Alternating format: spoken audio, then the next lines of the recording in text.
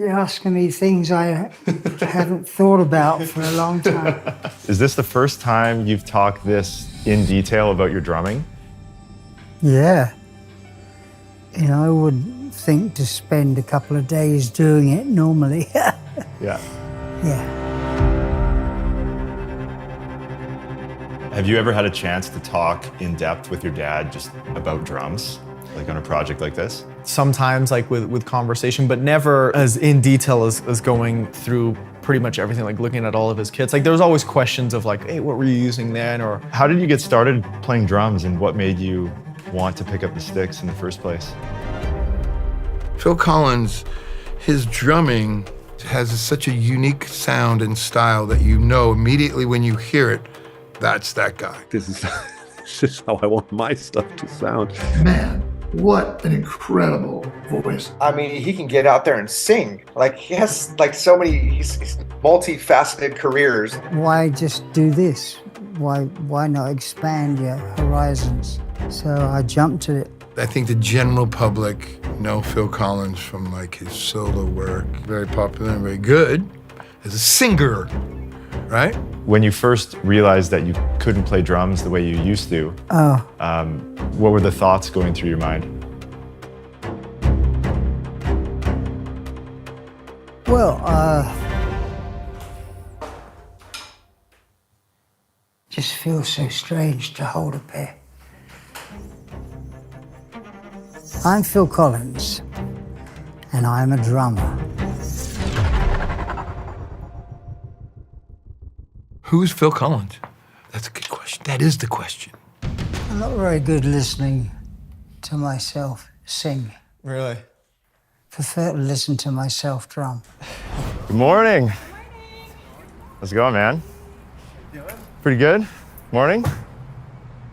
We'll take you upstairs and Sure. Hello. yeah. All right, and we're just in here. This is where we'll be. Okay. All right, so this is where we're filming. Interview I like the room. spot, man. I'm really excited to learn about the creative process, not only with his writing, but just like the drumming in the kind of earlier years. And then the best room, cases. It's about when I was 3, I got for Christmas, I got a drum, you know, plastic drum. I have very vivid memories of sitting and playing with this drum. And I took to it instinctively, I think. Did he use these recently, or these? I mean, I don't know if they were repurposed. I'm assuming, I mean, if we open them, I don't know what they look like. Well, let's open them up. Yeah, I'll let you do the honors. I don't know. I'm gonna start with the big one. And then when I was about 4 or 5, they made me a little drum kit with crosswood, with poles sticking out, and on the, you know, there's a triangle and there was a cymbal and, you know, like a small drum. Oh, hi-hat stand. Yeah, I'm guessing there's stuff Let's do it. underneath. Let's we can put it all on the floor. It was something I could sit at, and I thrashed along to the television, and it got louder and louder until I was banished to the bedroom. Sticks. Maybe there's some, Yeah, what does he have? I don't in know there? if there's gonna be some original, like, Maybe there's some beat up sticks from the last tour. Hey guys, it's Nick here. Hope you're enjoying the video so far. We had a great time shooting it in Switzerland. Just wanted to let you guys know that we've actually put together a free ebook for you guys. It includes some behind the scenes photos, some information about the music, and some sheet music for all the drummers out there as well. It'll help you get more out of the video, and it's completely free for you guys. So check it out at the link in the description. There was a guy across the road that had a snare drum and a bass drum. So my mum or dad, or mum and dad, they bought that for me. And then I started to slowly expand on that and play along to records. Do you know what these are? I don't know. I mean, I'm guessing they look like a throne because I think the way it With is. 2 legs. Here, you see, Here's the good stuff. Nicholas, look. What is that? Wow. Wow. Drums for Nicholas. Yes, so thank you, Daddy. You said that when you were 17, you gave up acting and you told your parents that you wanted to be a drummer. Was that a major turning point for you?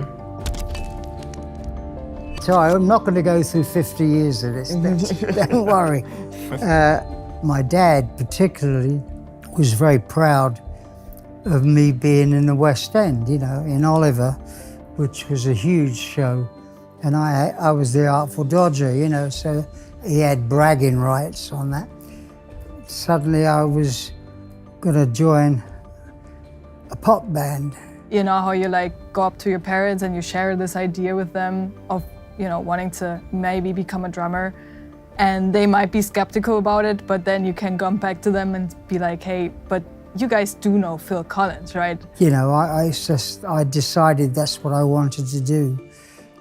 And I became a professional auditioner. Just answered the back pages of Melody Maker and went for auditions. You know, the auditions were good, but I never seemed to get anything. Don't know why, but I went to the Genesis audition with a friend of mine. Genesis required a drummer sensitive to acoustic music. And it was just a job as far as I was concerned. But I do remember that I was very aware of what Genesis were becoming, you know. I mean, they were always in the back pages of Melody Maker doing gigs. And that's what I wanted to do. I wanted to work, you know. But there was one band that were on the south coast of England. I rang them up, you know, and I said, well, where do you want me to go to audition? And they said, well, you want to come down here to Bournemouth, which was this place on the south coast. And I said, I'll call you back. So I called them back and I said, my mum doesn't really like me to travel. I'm joining a band, right? He's a phenomenon. Everybody knows him like I do from Genesis, the band Genesis. He's really criminally underrated as a prog icon. I mean, Peter Gabriel said that as soon as he saw me sit down on a drum stool, he knew that I was a drummer. And I got a call to say I got the job, but all went slowly downhill from there. Genesis, my gosh, we would listen to it and we would study it. If you don't go back and listen to Brand X or listen to the early Peter Gabriel era Genesis, you won't even get that side of him.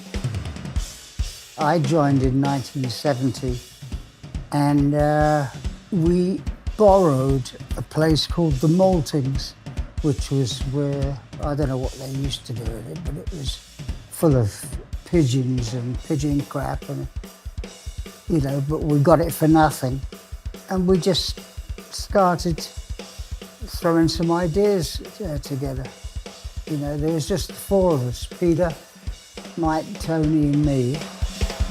The musical box, drums don't come in until like almost 4 minutes into the song, but he's shredding, almost like on the verge of metal shredding. It is comical to think how much metal he inspired.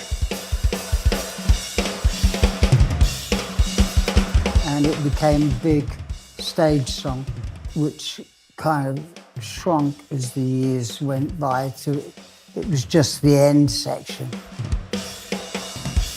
The bass drum doubles, it's like, oh yeah, he's got a wicked right foot. So you're all doing like these doubles on the kick. Yeah. Do you remember like what inspired you to do that, or like if you'd heard that before? Because that's pretty, you know, pretty novel at the time. I mean. Yeah. I don't even know how I'm gonna set this up. I don't know how this works. I mean, I was 19 when we did this track, but I moved my foot back so that it was my foot doing it, as well as the tension. It's not even like a modern one. No, yeah. No, I mean, all of this, dude, is probably the same stuff he's been using forever. You know, I used to play two bass drums. Oh, you played double kick at one point? But then I realized that, you know, I'd try and do it with one. There you go. My dad swears by the Speed King. I used a Speed King pedal as well, and they were pretty basic. But I remember like I got like a new DW like 9000 double pedal. I was so excited about it. Yeah. And I brought it to my dad and he was like, well, it's not a Speed King, is it? You know what I mean? Like, I mean, it was you and Bonham and like all those guys swore by it. Nick, are you a fan of the Speed King? From the times I've used it, not really. Look, I mean, it's already fallen apart. And I could tell if it was an old one or a new one, you know, because it gets played in, you know. And no, I love them. At that time, years ago, the gear wasn't that great. You were always generally uncomfortable performing at that level. You crashed a cymbal and it fell over. Your drums are falling apart. Dude, it just annoys me how every time I pick it up, it falls apart. Like, it's like this throne. Oh yeah, well, I mean, you know, we're talking about the dark ages. The pedals wore down fast enough, so you were sometimes fighting the movement of the pedal. The gear nowadays is like a hot knife through warm butter. You just sit down, it almost plays you. And look how small the throne is. It seems like the most uncomfortable thing to play for like 3 hours a night. The thing which I didn't think about for this was, you know, the conversation with two stools. Because I used to send my drum tech out to buy stools, you know. He got so pissed off. We'd go to sound check, and I'd stand there and play on one of the stools he'd bought. And I'd ask the sound man what it sounded like. He said, I think number 2 sounds better. And then we started doing all the dancing. Mm-hmm. Not much, you know, that's not comfortable to sit on for a whole set. You know what I mean? I've got a picture here of the drum kit you were playing on the Nursery Crime Tour. Can you tell us a little bit about what you have on your kit? Yeah.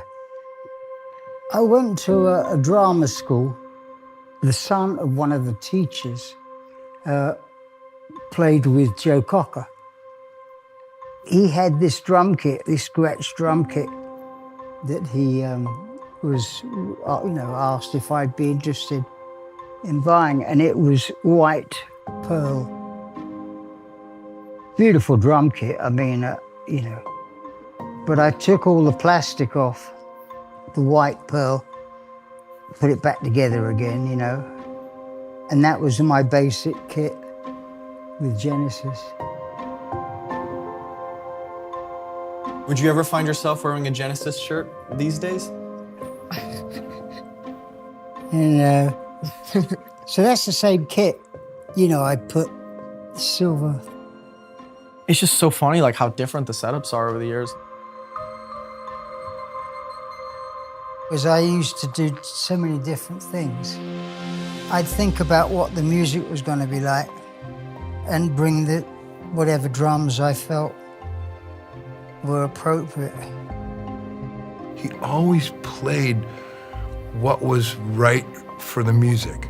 And that's the sign to me of a real like musician that knows how to play for the song, what the right thing is. It's always super musical. There's always like shape and dynamics and breadth and how to play what's best for the song. His drumming is definitely, it's a clinic in that. It's the song you're playing for. You don't play a song and try to put your chops in if it's not helping the song. It was never this ego-driven drumming thing. It was always the drumming in the context of songs. Never mind his off-the-charts technical abilities, which you can hear incorporated within. How can you do those things in a musical way too at the same time, but extremely technical? You want to be able to use your imagination and have that imagination be unique. And I think that that's what he has. There's one part I wanted to ask you about, and I don't know if you maybe don't remember that you did this, but there's a fill that you do here, and I wanted to know if you recognized it. Was that something in your locker before you used it for real? Where's this? Seconds out? Yeah, 77. I don't know. Brute force and ignorance, I guess. You know. I don't even know how to set this up. A sweat towel? that was Pud's as he was putting all of his back in. Before we got the drums, Pud, your dad's drum tech for how many years? I'm not that great at math, but it was since 1975 with Brand X. Oh God, where's Pud? Maybe Phil will get mad at us for setting it up. Oh, there, wrong. you see, I think it was like that. 75, so yeah, a long time. So he helped ship all these drums here, and he sent us this email of like detailed instructions, like don't touch the memory locks, do this, put this tom here. He told out on the phone, he goes, don't touch them, okay? Yeah. Like, so I think this is the one we have. We were talking about, and I think this is the kit that we have out. It's got the same badges, and it's black, and I think this is kind of what he used onwards. This photograph was sent to me by Roger Powell, who was the drummer with the Action.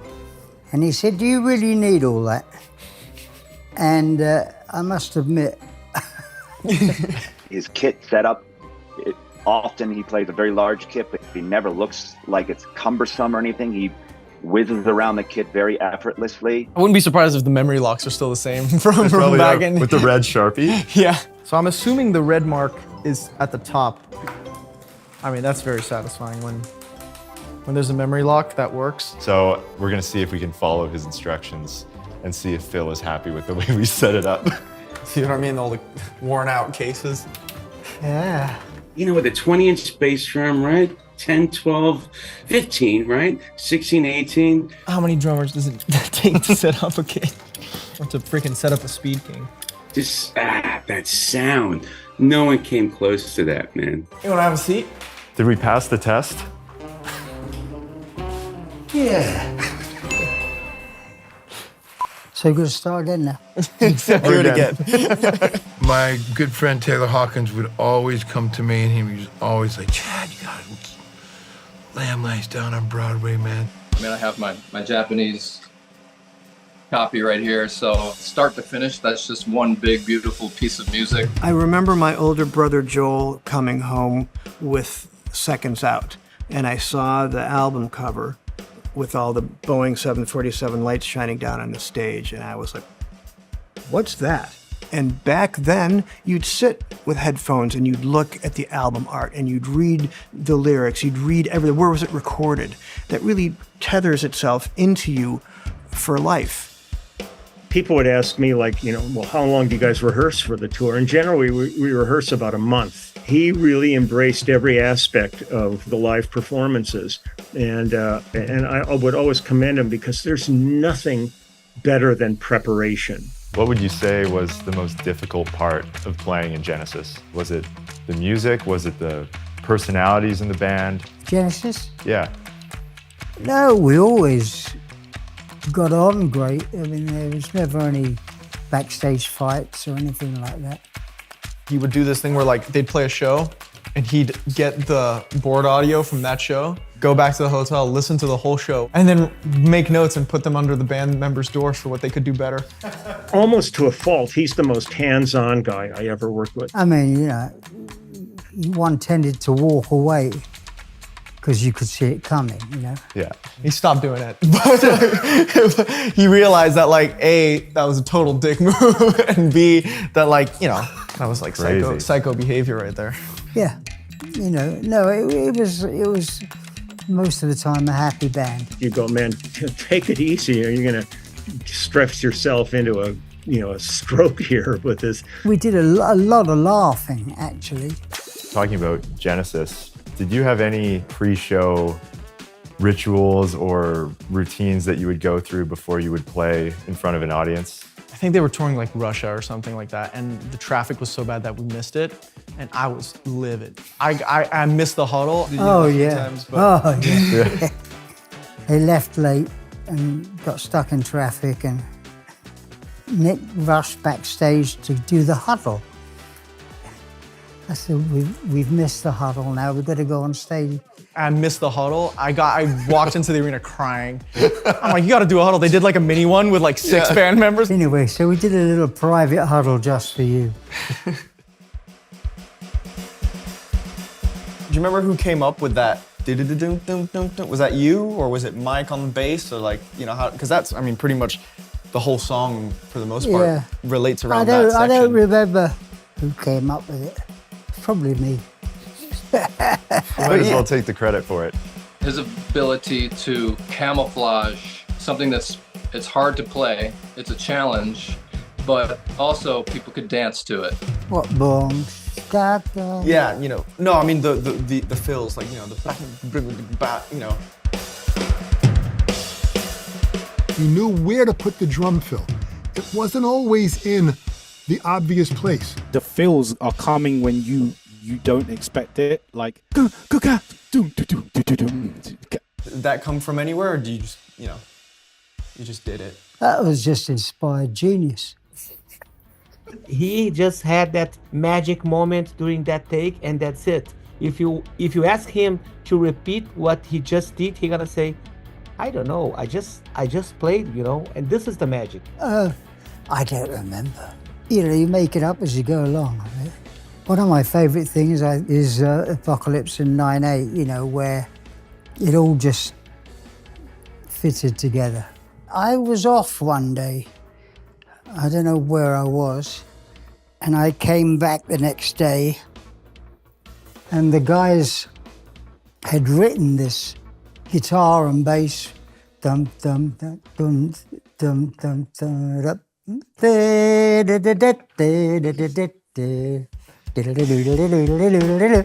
So I came back the next day, you know, and we were talking about what they'd done the day before, and I just played along with whatever I felt like. That became one of my favorite pieces to play. And that happened just by luck, really, and not knowing what you were doing some of the time. If someone thinks all Phil Collins was 80s pop radio hits, I recommend checking out Selling England by the Pound from 1973. We'll listen to that record from beginning to end. If you don't think Phil Collins is a genius just from those 45 minutes, I can't help you. Selling England by the Pound, I think, is their best album. I think, like, there's too many great songs on this. Selling England by the Pound, The Lamb, and Foxtrot, those albums ended up being huge, huge influences for me. Dancing with the Moonlit Night, Know What I Like, Firth of Fifth, Cinema Show, like, just to name a few off of it, they're all great, but those specifically, they're such classics, you know?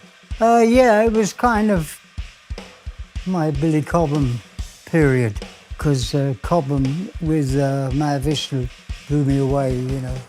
Wonderful record that is. They paid him a lot of money to say that. To me, it was the English sound. It was the British. You know, it was a little overcomplicated now, probably. It's quite a reference for young people who go, who's Phil Collins? The generation of drummers who were coming up in the 70s, I think they're well aware of him. But, you know, when I grew up more in the late 70s, 80s, you know, everyone knew his pop stuff. You know, I don't think there was an appreciation, even amongst drummers, of what he could do. I think he is the most underrated of all the prog drummers. Everybody talks about Neil, everybody talks about Bruford, but I think Phil's influence and importance in that, you know, 70s, 80s prog era is just as important as those guys. The photo of your kit from this tour. And this is the first kit that actually looks like a Genesis kit. Yeah, I know. With the rack on the added back. rack, added floor tom. See old Gretsch boy again. These drums sounded great. You know, so different to what the concert toms were. Concert toms. So now you've transitioned to concert toms. What made you kind of start doing that as opposed to like the double-headed kits that you've been playing until? Well, they're easier to tune, is one thing. But my dad hated changing heads. That's part of the sound is when they were played in. That sound that when it's a new head, it's a bit too clean. Yeah, you gotta break it I in. guess, yeah. That sounds like they're supposed to. Brad Marsh, our drum tech, he would sit there before he would show up for sound check, like stepping on him, hitting him for like 2 hours to make sure they were like played in enough. I hear a lot of attack. I hear a really great attack. I hear a lot of the top skin. It's just so confident and so groovy and powerful, and I love it. I love it. So these, I'm assuming these are the four, I guess, four rack toms, concert toms he has up The top. 8, 10, 12, 15. That's the kit I used on Face Value as well. So that's the in-the-air sound, if you like. The top two concert toms were pearl, I remember, but the rest were Premier. Open bottom single-headed toms, like what a great thing, what a great move. And he always used a small, like a 20-inch bass drum, which has an incredible sound. What a great kick sound. Right there. Oh, floor toms. Nice. Yeah, 16, 18. The floor toms, for how I would think most drummers want their floor toms to sound like. The concert tom makes a lot of sense. There's not much resonance. You can get a lot more kind of thud, out of it. I mean, I remember you telling me you didn't have to tune him. You just hit him harder. Was that the truth? Yeah, he beat them into submission. Yeah. I'm not sure if it was all rim shots, but I know he's like hitting the hell out of the drums. I could be wrong, but something about if the drums didn't sound good to him, he just hit them harder. I thought he's doing this because he's looking to present his personality through a drum set. Yeah, no problem with that. It worked. It worked. Some of the fills and some of the parts that have been in my dad's discography, whether it's Genesis or him, like are so signature to that drum set, and you can't really replicate it without having that kind of sound.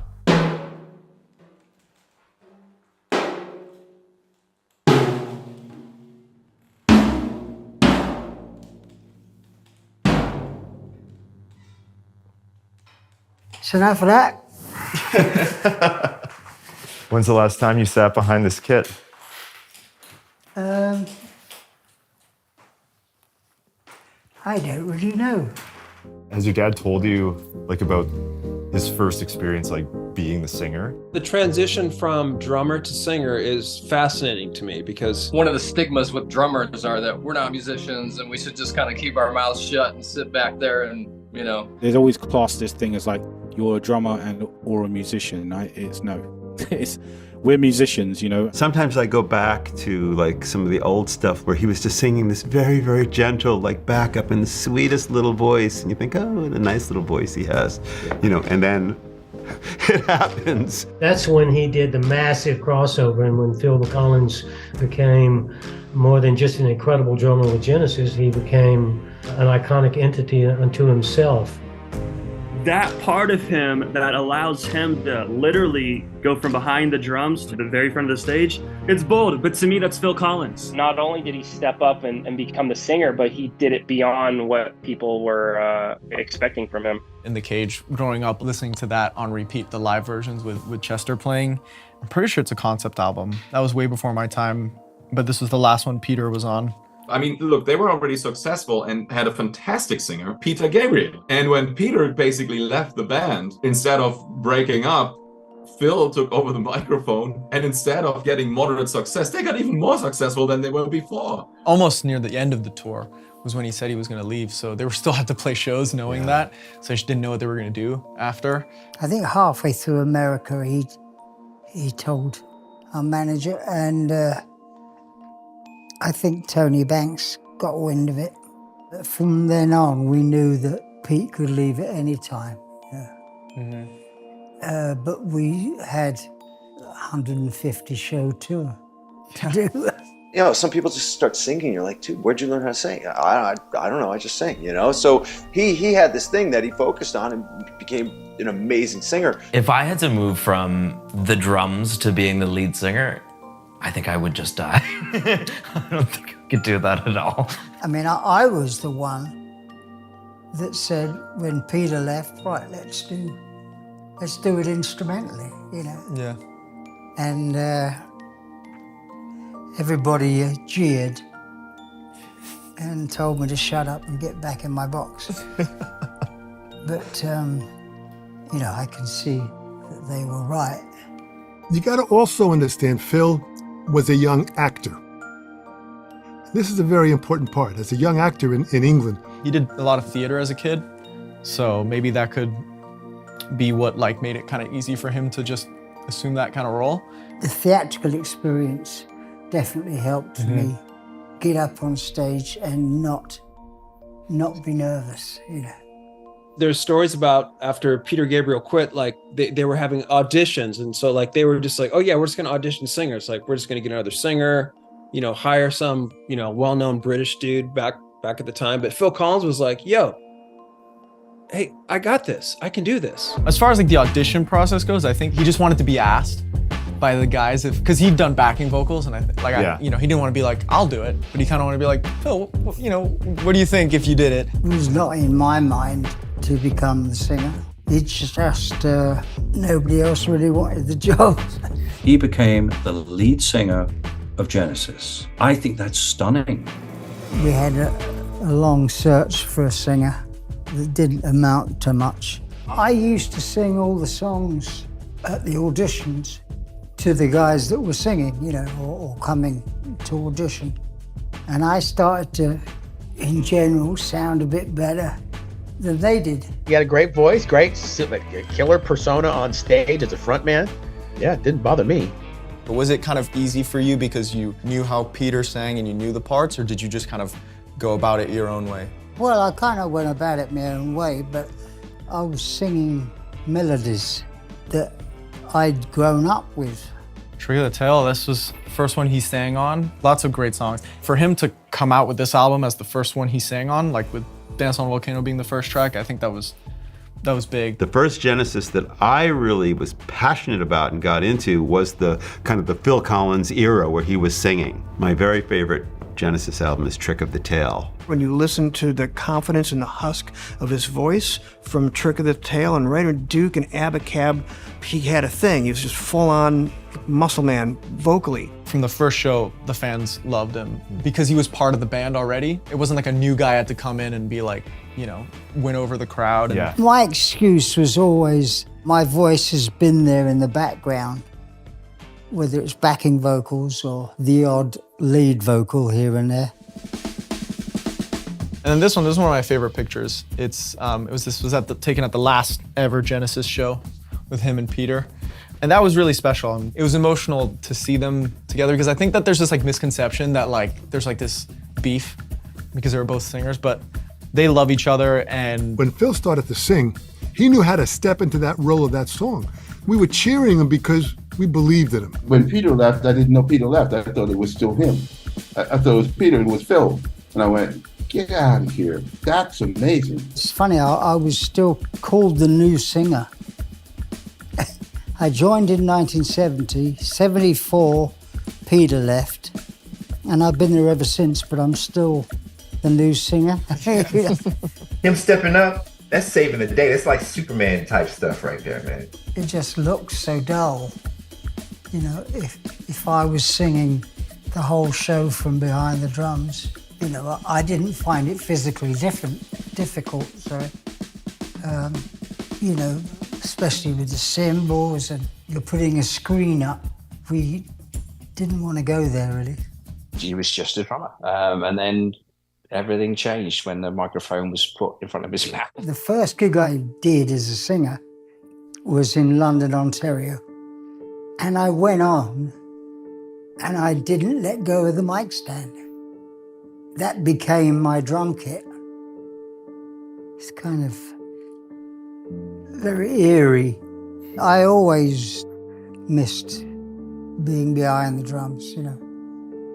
I thought I was better at that than I was singing, you know, so I missed it. I don't even like the sound of my own voice when I talk, and I can't change that. So you're just gonna think to yourself, hey, command the stage, you do it behind the drums, let's see if you can do it in front. Did you feel vulnerable going just by yourself? Oh, yeah. Yeah, I can't imagine anything worse. And also, it wasn't my idea, but in terms of clothes, you know, I'd had some clothes made. At least it wasn't the costumes, you know? Oh, that wasn't me. No. That was Peter. You know in a second if it's a mistake or not. Was it? Yeah. It was awful. Peter just had this aura, you know, the costumes and the drama, some of which he didn't do very naturally. but he did it because there was a lot of instrumental stuff. And, you know, what do? You either go off stage or you stay there and do something. The costumes and all the things that he would do, I mean, that's classic Prague. What would progressive rock be without that era, without Peter Gabriel dressing up as a flower, or a butterfly, whatever the hell he was doing, yeah. You know, and he had this bass drum for a long time. I mean, he was a drummer as well. So when I was there on stage, he'd be wild with his bass drum and tambourine. And it gradually got filled with carpet so you couldn't hear it, you know? Because there was lots of, it's the closest we ever got to, you know, take off your clothes and live, you know? What do we got in here? I'll let you rip the tape. Oh, this one's new. I thought this was gonna be, he'd end shows and it would just look like a bus ran over these. Yeah. Like the way he was just like Just the way he likes his heads. Yeah, exactly. I've got a way of working with it now where, you know, the audience can laugh and I don't feel bad about it. You know? I just want people to know that he's a drummer, ladies and gentlemen. That became a singer. I saw him as a drummer first. Once a drummer, always a drummer. And I even think that he said somewhere that I'm not a singer that plays the drums, I'm a drummer that sings. I'm not a singer that plays a bit of drums. I'm more of a drummer that sings a bit. He is a drummer first, and I think in his head, he's always been a drummer. Phil's a tap dancer. So you gotta understand that Buddy Rich was a tap dancer. Tap gives you a movement and style of rhythm, and Phil carried that into the drums, creating a feel that is communicating with the audience to pull the audience in. Phil did that all the time. The Genesis stuff is a little complicated and it's a little tricky-dicky, but my stuff is quite simple. It's his fills that are so signature to me. And here comes the Tom fill.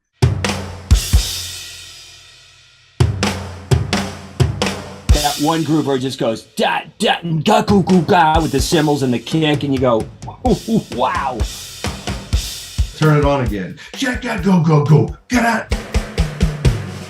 Such a powerful feel. The discipline of knowing he has the chops to blow, but just those simple quarter notes or eighth notes or triplet. You know, simple things are usually the best. It was like a staple to do a drum duet on all of his tours. And I get a call from him at the hotel. He goes, hey, Luis, there's always a piece in the middle of the show where there's a drumming thing. If you want to put something together, put it together and let's play it.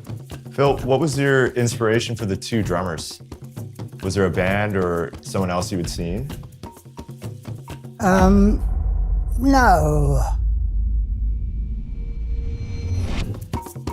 Well, there was quite a lot of stuff that I was not singing on, that it seemed, you know, obvious to go back to the kit.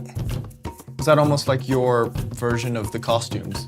Was being able to go back to be able to play the drums? Yeah, but there was, you know, I had to become a singer if I was going to stand there and do something. Yeah. You know, where I could go back to the drums and be me.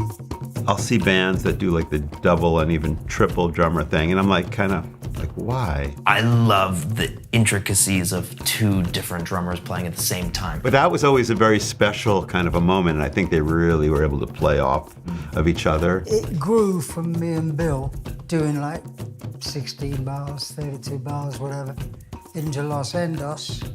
And when we used to come off, me and Chester, the crew would be there with the scorecard. You know, tonight's drum duet was 10 minutes and 44 seconds. You know, and they'd bring it out because everybody disappeared, you know, they went and got a beer or something. It's such a drummer's thing to like, okay, watch this, you know? The drum duet was it was almost like a song, you know, and to have like an arena or a stadium be so into just a drum thing was like the coolest thing for me. Anytime you bring the drums to the forefront of culture and mindset, it's a great thing. So thank you, Phil. There was a fantastic song on Santana album, and the tune was Promise of a Fisherman. That blew my head away. And I said, why can't we do something like this? Yeah. And that's what Los Endos turned up as. They were like breaking rules. So again, I said, this guy, Phil, this guy's a rule breaker, man. I loved it. Los Endos, I think that's a pretty good middle ground between everything. You've got the big kind of tom fills. You've got a lot of that proggier stuff that was in the track when it was recorded. But I think, the middle ground, I think Los Endos would be a pretty good one. Phil's just burning on it. Chester's with him, burning on it, and they do these drum trades, and it's fabulous. And those guys play together so well. To have two amazing drummers doing that, again, in that kind of arena environment is pretty special. And, you still don't see it nowadays, let alone, back when they were doing it. Did you enjoy writing that and being able to just have that as part of the set, other than obviously the songs you were playing? Oh yeah, I mean, that's where I lived. Mm-hmm. And I was very pleased to go back there. Few people know that he had a band during that time or before that time. When I first got introduced to Phil Collins, and I heard this record, never heard about it before. I bought it and discovered Phil Collins only because it was an interesting name band, Brand X. Phil Collins used to be in a band called Brand X, right? I saw his name of drums, Phil Collins. Oh, and then when I got home, I played it on the stereo. And man, it was so sensational, unbelievable. It just seemed like Brand X was kind of the serious version of what he was able to do, right? I mean, there's a lot of notes happening. It's like you hear Mahavishnu Orchestra and Return to Forever and Cobb. I mean, you hear all that stuff in there, and it's like, oh my God. Brand X, that's astounding bad. It didn't change the face of fusion music in that time. It's interesting because I feel like, obviously now with newer generation, you ask people, who's Phil Collins, they're going to tell you the singer. Or they'll tell you the guy who wrote In the Air, but then there's the people who know that you were the drummer of Genesis, but then there's the people who knew that you also did Brand X stuff, because I think it's surprising when you hear the drumming on this. Listen to Brand X and your head will blow up. My mind was soon to be blown, is mad. What was the thought behind making another mainly instrumental project? Well, I was listening to quite a lot of fusion stuff, and one day I got a phone call from Island Records saying, fancy coming down to the studios because, they got a good band, but they need a drummer. And I went down another day and sat in with them and just played all afternoon. This music wasn't fashionable at all. Mm-hmm. So we just did very few shows. But I did aspire to them playing in America. So we did go to America once. America is such a massive scope, like the States. So you become international from a, little island in England. It's a big step. We played the Roxy in LA, and it had a curtain, So we'd run a tape, all edited together. And then the curtain would rise, then it would lower again, Yes, it was mayhem, chaos. And then one of the guitar players got bored and the singer got fired. And we became the Brand X that those people that do know about it, that's the Brand X we became. We've got a photo of Brand X. I think this is 78. He was a genius. Well, he's still alive. Percy Jones. John Goodsall, the guitar player, died not long ago. But it was never quite as good as it could have been. The guys would never play the same thing twice, which, can be inspirational, but it could also be frustrating. I was just finishing up a record with Jack Bruce up at the Manor, And I got a call from Phil, and the call was, would I like to come and play in Genesis? But the problem was I just signed with Jack. We've signed a record deal with our Robert Stigwood Records. I can't really do it. Bill Bruford was there before Chester. I almost joined Yes, actually. I went to see them loads of times at the Marquee. One particular gig, the guy I was sitting next to said, you know, they're auditioning for a drummer. And I said, you know, no, but I loved what Bill did. Anyway, I went backstage in the little pokey dressing room, and John Anderson gave me his number and said, sure, man, call me, you know, in his squeaky voice, and I never did. And I often wonder what would have happened if I had have gone. You know, I mean, I wouldn't be here doing this, probably. Bill and I became great friends, and when I took over the singing, he was in fact, I was rehearsing with Brand X, and he came down to the rehearsal and said, what are you doing? And I said, Peter's left, and we're gonna go out on the road.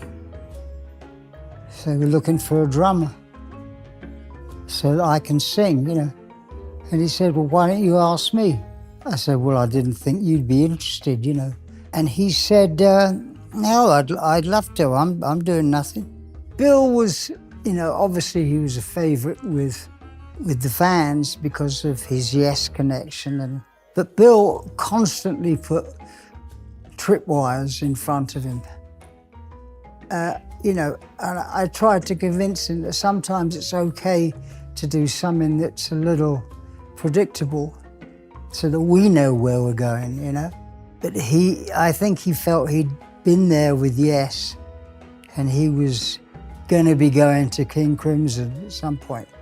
So I don't think that interested him that much. I thought, oh my God, you're gonna be playing with Genesis. Bill, I think, had just left. I think he had done the first tour, and he called Chester because when I got up to the rehearsal room, Chester was rehearsing with Genesis. When Chester started playing live with Genesis and was kind of the guy, you know, Bill would kind of come out and be the front guy. I must admit, I asked Chester to join before I'd played with him, before I'd met him, because I'd heard the Roxy and Elsewhere with Ralph Humphrey. And there was this one song called More Trouble Every Day. Every drummer loved that one fill, which Ralph Humphreys and Chester Thompson played. Da da da da da da da da, you know, the riff that I've put in everything now.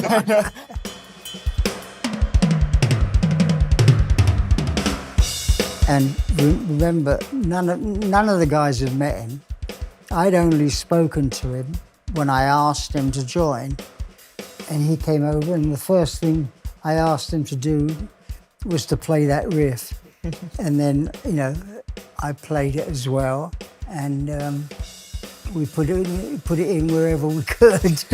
My dad and Chester, I think their chemistry was great. And I think Chester, you know, at the time he was a huge deal, but I think now people don't really put him in the conversation when he really kind of should be there for some of the great drummers. And I think he's super responsible for their live success and continuing to be, you know, such a big live band in, you know, once my dad became the singer onwards, because having any drummer trying to replicate those parts, you know, may not have worked out, but Chester, like, it made it seem like it was still a Genesis show. It didn't seem kind of weird because somebody else was playing drums on it.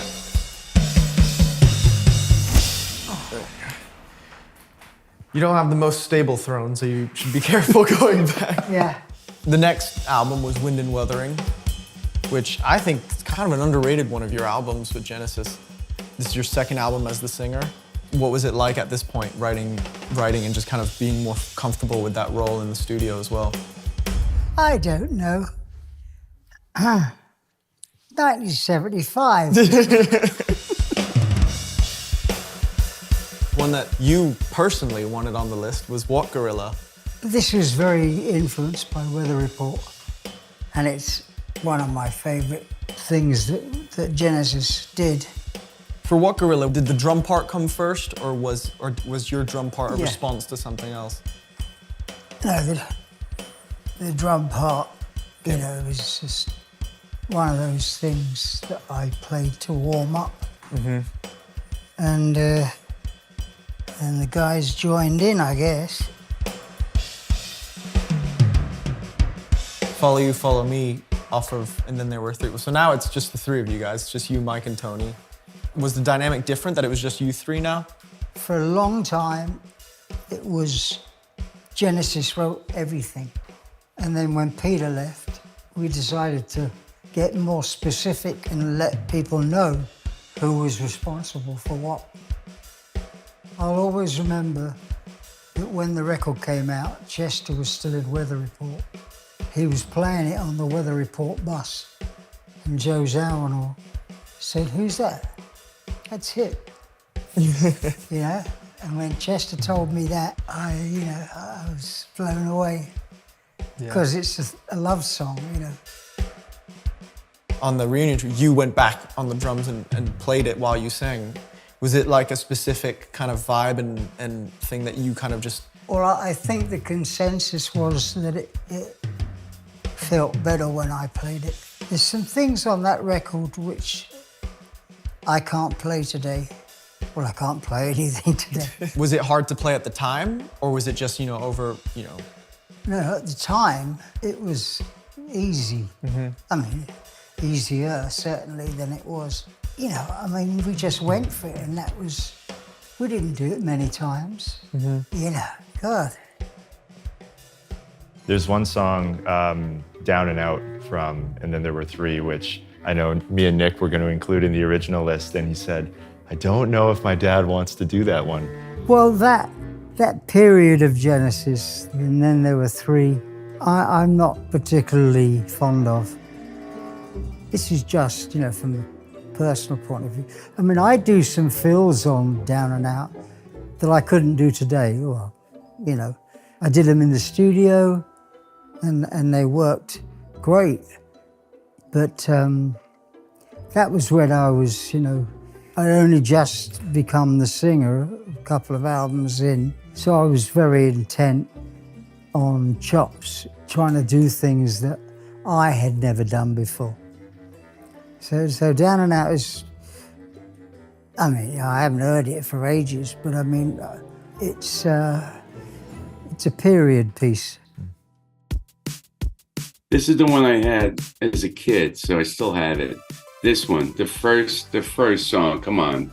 Behind the Lines, and that was it. Bam, bam, bam, bam. Get that to that. You know what I mean? Power. Stuff of Genesis, and then how he transformed it into what it was later, than his own solo stuff. The music's very different. I think he sort of modernized Genesis. These prog people that loved Genesis in the 70s were kind of like, well, what is this crap, And it's like, well, it spoke to the masses, and I love that. I think that took balls. If they would have stayed in the old prog rock kind of area, that wouldn't have worked today. It was honestly very difficult for me to watch not only Genesis, but some of the transition that a lot of the prog bands went through when they were almost like trying to become a little bit more commercial, and then some of them really failed miserably at becoming commercial. Of course, Genesis was able to, on so many levels, have a lot of success with that. Phil Collins was a legit drummer, but really what gets me is his playing on the pop tunes. When Genesis were in like the mid 80s or early,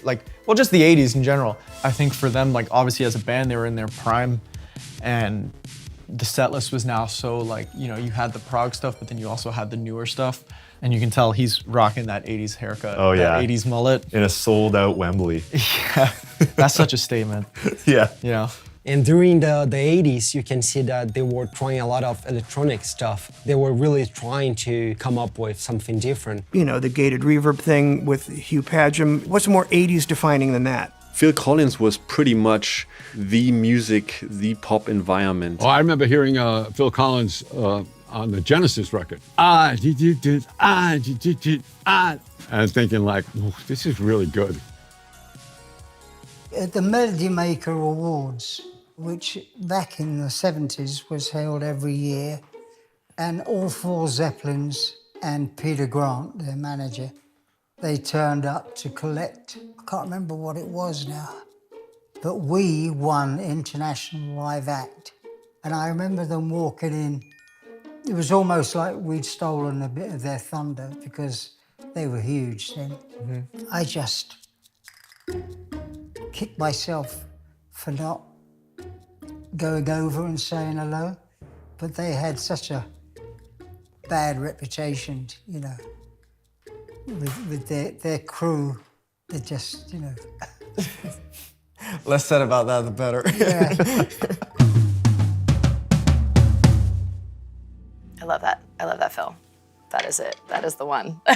Phil's drumming is so iconic that every single time I'm in a rehearsal, the MD, the musical director, will say to me, do the Phil Collins thing. And I know exactly what that means. It's usually the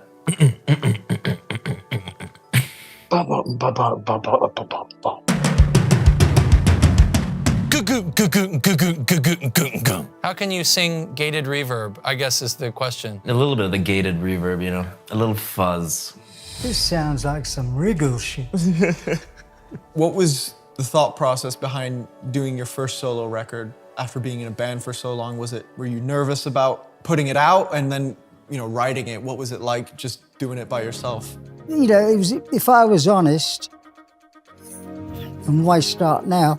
I remember very distinctly, Ahmet Ertegun was in London, and he and I always got along great.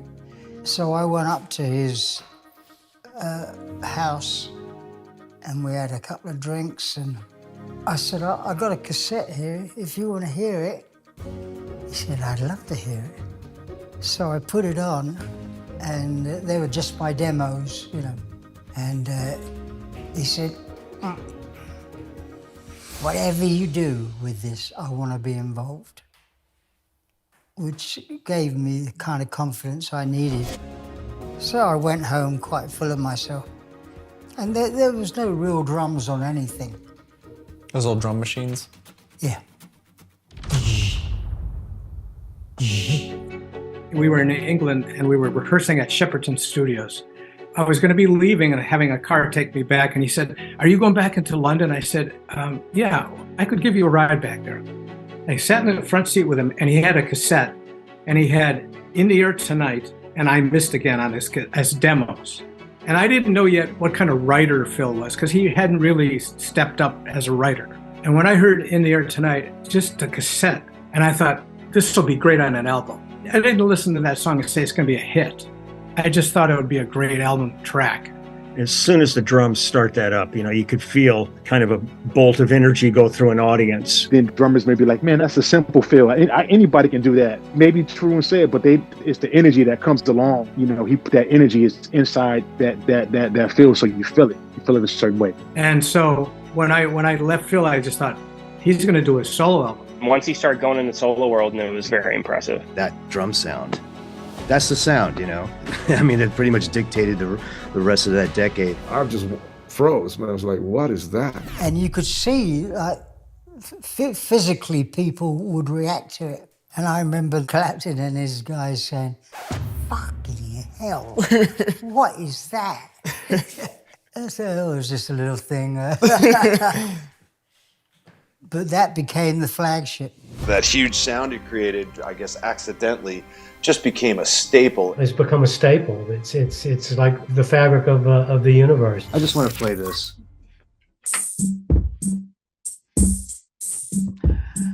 And Phil Collins is the reason why I own this drum machine.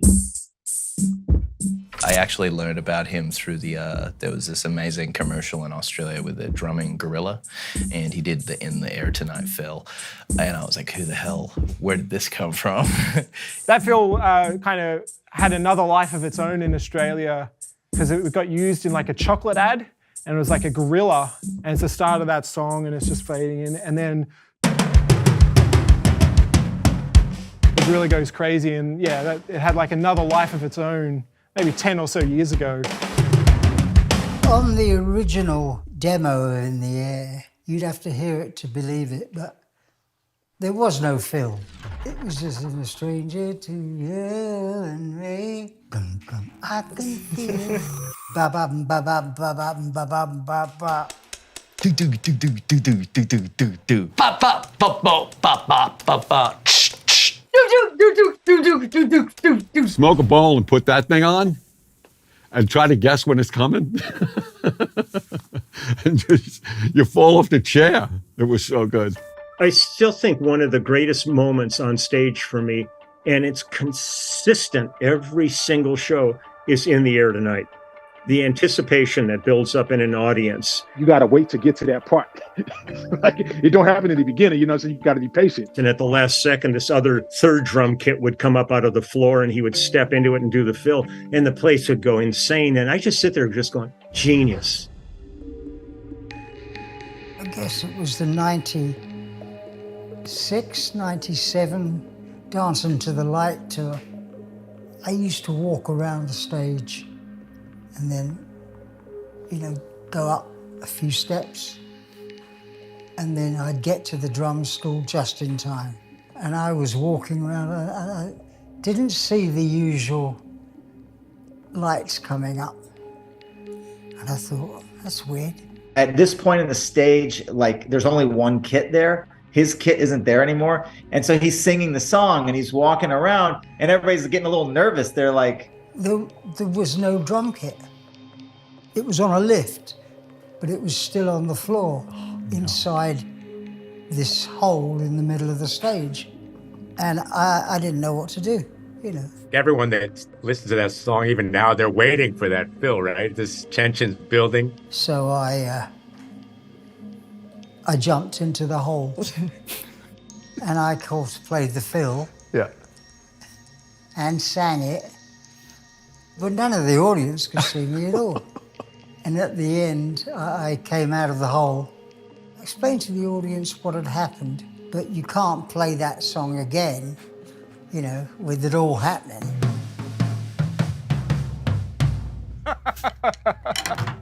Got to be a little more creative with it. I want to settle the debate on the fill. The In the Air fill, we don't know necessarily. I mean, I know how I played it, but I don't know if that's correct. Of if there's a kick between the floor toms. So if it's, or if it's... First one. Nothing in between. So I played it wrong for a whole tour. We're both wrong. There's no kick in between. Yeah, well, I mean, the fallacy about the In the Air fill is that it was all carefully thought out, That's the fill that I did, that particular take, on that particular day. He changed the world of drumming, the sound. Everybody had to get a noise gate after that. Come on. We went into the townhouse, which had this live room. I'd done 3 or 4 tracks with Peter, and if you were to sit in there and clap or, play the drums, you really didn't think it was that live. It was stone, but it wasn't really that live. But if, I'd worked with Peter Gabriel in there and realized that if you put the microphones in the corners and compressed them, it sounded fantastic, And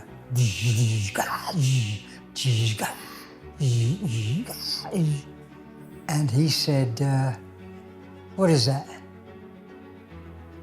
I said, nothing, I'm just playing with the sound I'm hearing. He said, well, give me that for 10 minutes. So I played that, no deviations, no fills, for 10 minutes. And I went into the control room. I said, well, what are you going to do with that? And he said, I don't know yet, but I'm going to use it on something. Well, that became The Intruder. And I said to him, can I have a copy of that drum loop? He wasn't too happy about it. I just wanted to remember the sound. Peter Gabriel's solo record that he played on with Intruder, the birth of the gated reverb. Hearing Intruder for the first time, and I had to find out who is this playing drums, and it's Phil Collins. I'm like, oh my God. So by the time me and Hugh Padgham had gone in to do my tracks and In the Air came up on the list, there was still no drum fill. And from what I've learned about that, he just played it off the cuff, didn't think much about it. I mean, I must have done 4 or 5 different fills while Hugh did his finessing, and that was that, you know, and I went in to listen to it. We all agreed we didn't have to do it again. In most any musicians I know, they record something and 2 days later they wish they'd recorded it a different way. I can't imagine Phil Collins ever feeling like that. And Amit was very hip, you know. When we cut the record, and he said, "Where's the downbeat?" I said, "It's there." He said, "You know that, I know that, but the kids won't know that. So you're gonna have to put some extra drums on." And we just spent months finishing this record. So I went to a studio that was run by 10cc, and I set a drum kit up in the hallway and played along to the mix. That's what came out as a single. But on the album, there was no drums, apart from drum sheet. Yeah, it changed my life. Coming in the air tonight. Night! Hey, thank you. You know, you never think it's going to happen to you. I mean, I never had any doubt in my ability, but that doesn't necessarily mean that it's going to happen, you know. The fact that we're living in the time of Phil Collins is almost equal to what it was like when people were living in the time of Mozart. The greatness of this artistic being and all the influence. I'm so happy that I grew up in that time where this is what great pop music was. It's timeless. What he's done is timeless. He got classics. Wow, Phil Collins, this name is everywhere. This guy is doing everything. An amazingly accomplished drummer who also went on to be one of the most successful solo artists of all time. Do people realize that they're living in the time of someone like Phil Collins, of greatness that will be around 100, 200 years? I remember specifically my mom brought this record home with this dude's face as big as the record, like, you know, because this is vinyl days. And his face was like, bam, here I am. Well, you know, trying to find a cover for a record is like giving a baby a name, you know. It's not the easiest, unless you put your face on the cover, of course, you know, when that's easier. It's probably my favorite one of his solo albums. I think it's like the most expressive work that he's done. You know, he was great at everything, and when he'd sit at the piano, he was great. When he's singing, he's great. Now we're starting to understand that his musicianship is bigger than just the drums. For me, it was kind of inspiring to see drummers becoming really hit makers and producers. And I think this was like a big moment for him to just be able to do it himself. It's a lot of what wasn't used on Duke ended up kind of coming on here, but actually Behind the Lines, which was on Duke, but changed it. I mean, I'm sure we'll talk about it with him, but they're rewinding and it was faster. And he's like, that's kind of cool. That sounds like a funk song. And he asked, like, can I use that on like my solo record? Before we go into Face Value, we wanted to bring up your Behind the Lines version that's on Face Value. How did that, I mean, because it's the same track, but obviously a completely different context. How did you come up with that? We were at ABBA's studio in Stockholm, and we were recording Duke. And, you know, an easy way of erasing things, if you wanted to clean up a track, was by recording it, you know, putting it in record at double speed. And so instead of bum ba dum bum bum bum bum, it came out as bum ba dum bum bum bum bum gong gong gong gong gong gong gong gong gong gong. And we all looked at each other and said, hey, it's the Jackson 5, you know. And then Mike and Tony, because I had kind of, you know, this thing with horns, they said, you should do it. So I think I got a copy of it sped up, and it became one of the songs on Face Value with the horns. So Phil Collins played with Genesis at the Niedersachsenstadion, which holds about 60,000 people, right? They sold that out, I think, twice, okay? And then Phil came back with his new solo album, literally, I think half a year later or a year later, and sold it out 3 times. That's absurd. That's like obscene success. That's unbelievable. We're back with your solo stuff and Take Me Home from No Jacket Required. Do you remember much about writing that? I mean, to me, like in a way, the drums, they're placed as almost like overdubs because the main thing is the drum machine. Yeah. The idea was I did all the drum machine parts on real drums throughout the song, and then we faded the drums in so that slowly the machine became real drums. Playing with the drum machine, if you've got a band and you've been rehearsing it, is okay. But concert for Montserrat, you know, the studio in Montserrat and George Martin, it had very, very bad storm, or the volcano. I don't know, the volcano was later. It kind of erupted, and that was the end of that. So all the people that had been to Montserrat and recorded in his studio, we were asked to put together a concert at the Albert Hall. But I just decided to ditch the drum machine, and I started it on congas. And it worked really well, actually. And I think that's where it started to stray away from the original version. What made you start using drum machines? Well, we in '77, we went to Japan, and Roland offered to give us 3 of the new drum machines that they just kind of finished. And of course, I had yet to do any of this. And I said, I don't want a drum machine. And I can do without that. So I came home. I called up Pud, who's been with me all his life. I said, where's that drum machine that I didn't want? And so he said, oh, wait, it's in the barn, I think. I said, well, get it out, will you? Because I might find a use for it. I mean, I used it on everything, to be honest. And then if I didn't need it, I took it out. But this, I love all the Simmons pads on the side and how you started integrating them. As, you know, there's that drum solo where he starts playing the Simmons as well as the real thing. Yeah. Do you remember the first time you played a Simmons and how that kind of started? Back in those days, like 4 mica heads, and they were supposed to be, you know, like very bad for your wrists and everything. Now I think I'm probably paying the price.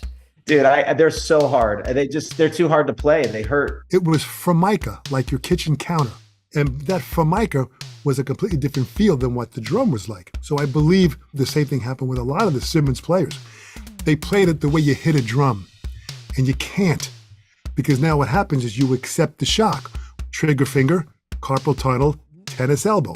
I mean, on the album, we just used the Simmons. And then eventually we got into the triggers on stage. So you'd have a mixture of live drums and Simmons. I mean, there was so many tracks that just, the character came from whatever was happening on the drums, you know? Invisible Touch, so some more Simmons. Do you remember, so when you came up with that, was that just revolved around that kind of fill, the or was that kind of placed in after that, you know, the guitar and keyboards and... It was based on a guitar riff of Mike's. I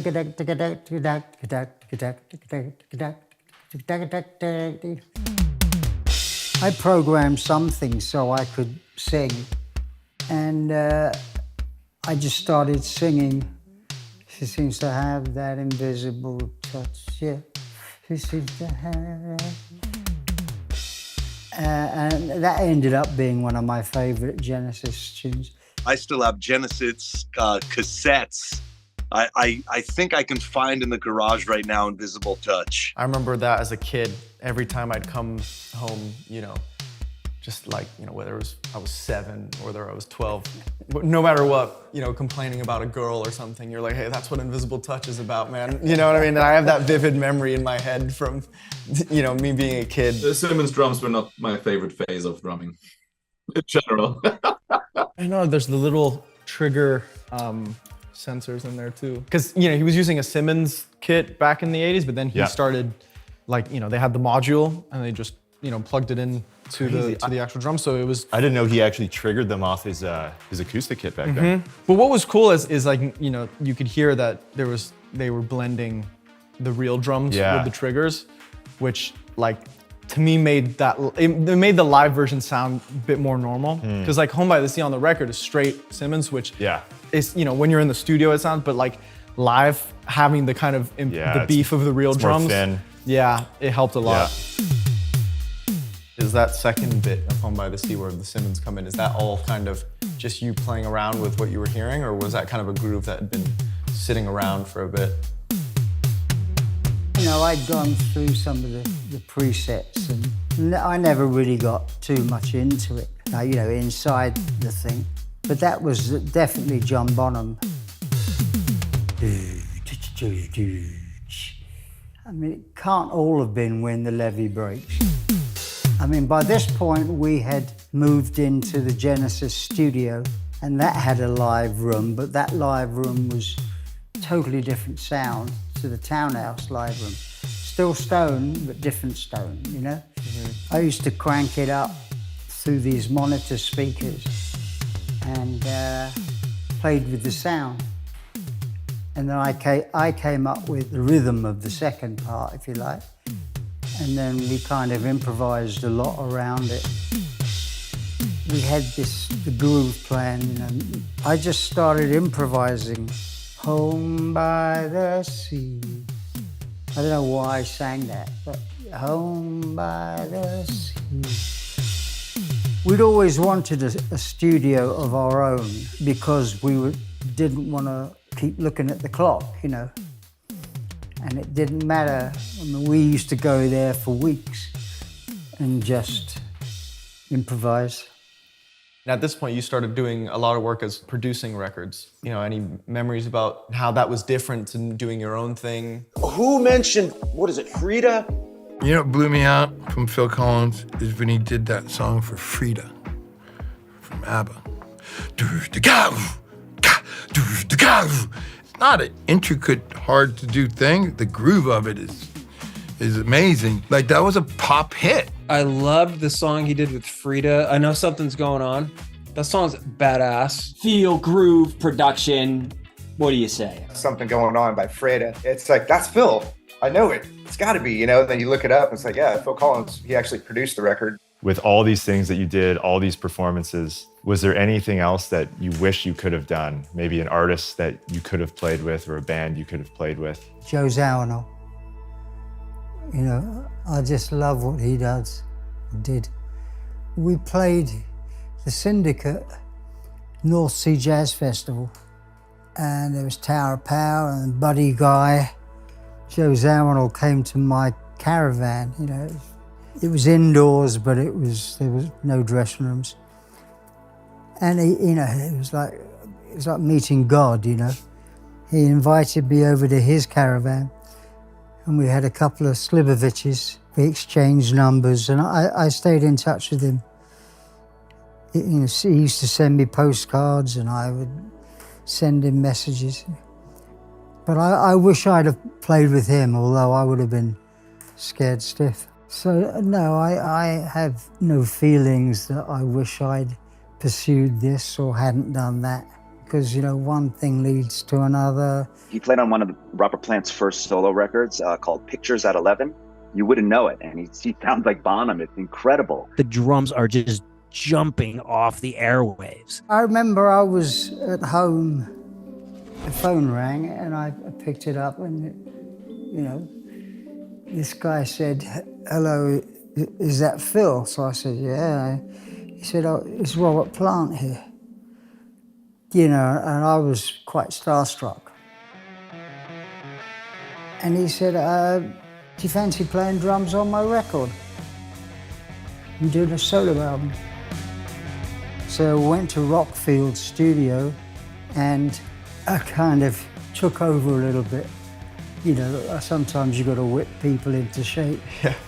And he's never forgotten it. I mean, I was doing Genesis and my thing, and I mean, Zeppelin were in the past. And he read that as encouraging him to go out and start again, really. Mm-hmm. And I was very proud to be part of that. Phil being called by the Robert Plants and the Eric Claptons, as well as Genesis being in stadiums, and then Phil's like, but I got to do a tour, and I'm in stadiums, and I'm topping the charts on my own. I did 2 Eric Clapton albums, and one of which I was producing, and the other one that Jamie Oldacre was playing drums. That was Behind the Sun. We did one song together, me and Jamie, which is Just Like a Prisoner. That was a magical session. I mean, when people asked you to produce their record, was it kind of expected that you were going to play drums on it? I mean, I know you said this one, you had, you know, somebody else as well, but was that kind of the case, you think? I think some people thought they'd get a matching tie and handkerchief, you know. Produce it, and you play the drums, and you give us an In the Air Tonight. I mean, I did a track. I just played on it, I didn't produce it. Tears for Fears, Woman in Chains. And they had the backing track, and they even had Alita Adams' vocal. And Roland said to me, so the drums come in here, and we want something like an In the Air Tonight feel. You know, and you can only really do that once in your life. And I said, you mean you want you want me to come in with something big? And he said, yeah, like In the Air Tonight. There's a bit of that baggage that comes with you. You know, I'll always love the drumming on Easy Lover. Up next, we've got Easy Lover, which is you and Philip Bailey. Such a great tune. What a groove. What a groove. What a groove. I think it is pure gold. I mean, the Chinese Wall is quite a good album. We'd gone through the whole record and we hadn't done anything together. So the literally last couple of days, Philip said we should try to do something together, you know? And we'd done most of the hard work already, so I said, sure. And we just, literally just picked a few things out of the blue, and then I went home that night and wrote the words. It was originally called Choosy Lover, but it doesn't have the same ring. No. It seems like in the time to record it, he just played once or twice, and that was it, because it sounds so fresh, so natural. We did a version, the first night we wrote it, just so we wouldn't forget it. And what we ended up using was that, because it had an energy and sound, and George Massenburg was a fantastic engineer. That's a beauty piece of 80s pop. He kind of quotes himself with the drum fills on that one too.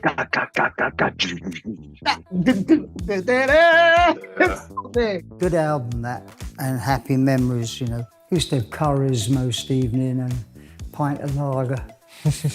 And Philip Bailey was not used to that at all. But we became a thing where we'd have to have our pint of lager and lime. Good fun. That's, as far as I know, is the only song that you produced that wasn't on your record that always was in your live show. Was it just because it was just a hit, and since you had written it, you felt it was right to put it in the set as well? Yeah, it's one of those examples of when you capture something with the sound, the energy of writing it as you go along, Yeah, I mean, it became a, stage favorite too. Through his career, he's been a pioneer in beats, grooves, fills that are important, recording, engineering, production, the sounds. The gated reverb thing was only a thing because he decided to do it. And I think the artistic kind of vision of just like, do what you want to do, and if it's good, people are going to like it. And I feel like the 80s was very big, powerful. I mean, that was kind of the decade, right? Like that's what everybody was kind of striving for. The room recordings were so present back then in the 80s and late 70s, you know. Drum gods of the late 70s and 80s were actually really influenced by Phil Collins. The do. Mine is da da ga. The influence goes into our recordings directly, pretty much. Everything has a purpose. Everything is musical. You could almost sing all of his fills back. God,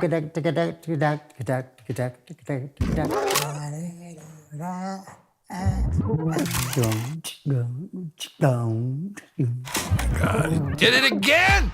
Baby, just one more night. The hits, the motherfucking hits out of this guy is just like amazing. Seuss's Studio and, oh, come on. I mean, those were the hits. Hitmaker. On a lot of his songs, when we were in the studio, he was just kind of humming melodies. He hadn't really come up with all his lyrics yet. A lot of people ask, what does Sussudio actually mean? Sussudio? Yeah. It was just nothing. It was a word I made up and I couldn't think of anything else better to replace it with. So I just kept it. I mean, my oldest daughter had a horse called Sussudio. Was that after or? That was after.